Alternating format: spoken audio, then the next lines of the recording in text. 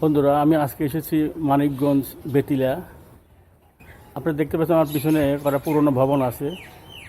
এগুলো সব বেতিলা সেই পুরনো আমলের বড় বড় ব্যবসায়িক যারা ছিলেন তাদের বসবাস ছিলেন এখানে। আমি আপনাদেরকে দেখানোর জন্য আসছি। এই দেখতে পাচ্ছেন অনেক সুন্দর জায়গাটা। আমি ওনাদের সাথে কথা বলছি।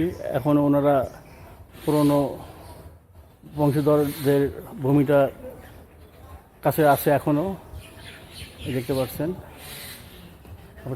ওইটা এটা হলো জুতুমুর বাজি, ওইটা হিরাসার বাজি, ওইটা হলো পূর্ববর্তী মাস্টার, নিকটী ডাক্তার, তারপরে মোটর কার আর আপনারা দেখতে পাচ্ছেন সেই পুরনো আমলের বাড়িগুলো এখন কি সুন্দর ডিজাইন অবস্থায় আছে।